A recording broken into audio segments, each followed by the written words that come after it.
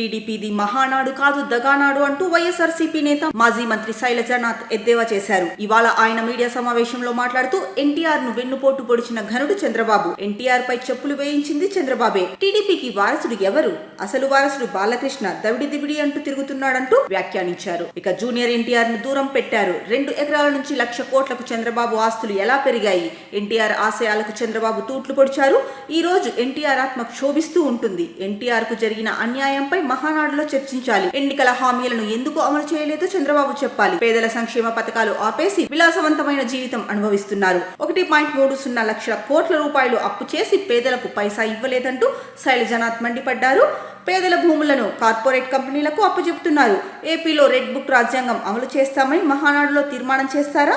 టీడీపీలో సీనియర్లకు మంగళం పాడారు. చంద్రబాబును కూడా మారుస్తారేమోనని అనుమానంగా ఉంది. టీడీపీలో ఎన్టీఆర్ నే గద్దెదించారు. చంద్రబాబు ఎంత అని శైలజానాథ్ తనదైన స్టైల్లో చెప్పారు. అసలు నాకు ఆశ్చర్యం వేస్తుంది, బాధేస్తుంది. ఎవరైతే రామారావుని అధికారంలోంచి లాగి కింద పడేసి వైస్రాయ్ హోటల్ దగ్గర పోతే చెప్పులు వేసి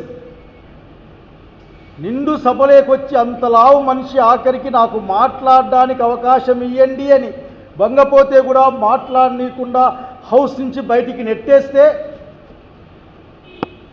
ఎవరు దానికి కారణమో ఆ చంద్రబాబు నాయుడు గారు ఈరోజు తెలుగుదేశం పార్టీ నాయకుడిని నేనే దీన్ని కష్టపడి తయారు చేశాను, నేను అధ్యక్షుడిని ప్రకటించుకుంటా ఉంటే మీ మనసుల్లో ఎక్కడ కూడా మీకు ఒక నేరపూరిత భావం కనపడదని అడుగుతా ఉన్నా మిమ్మల్ని.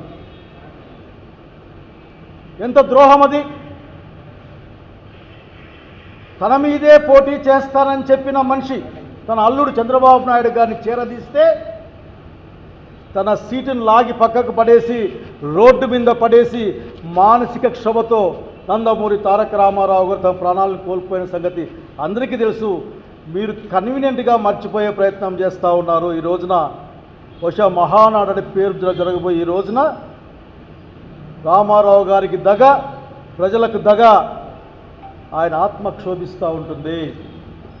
నాకు గురించి అట్లా ఆలోచిస్తూ ఉంటే who is the owner of, లేకపోతే who is the owner of this party, దీన్ని వారసుడెవడు, అది వారసుడెవడు, ఈ మధ్య ఒక సినిమా కూడా వచ్చింది, వారసుడెవడు?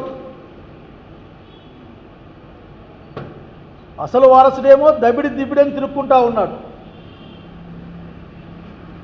ఇంకొకరేమో భారతీయ జనతా పార్టీపై పాపం అక్కడ ఉంచుతారో ఉంచరో ఎప్పుడు పీకేస్తారో తెలియని అధ్యక్ష స్థానంలో అక్కడ ఇంకొక కూతురు. అట్లాగే రెండో మ్యారేజ్ చేసుకున్న, అఫిషియల్గా మ్యారేజ్ చేసుకున్నారు కాబట్టి ఆ పెద్ద ఆమె ఎక్కడ పాపం ఆమె బాధలు ఆమెవి.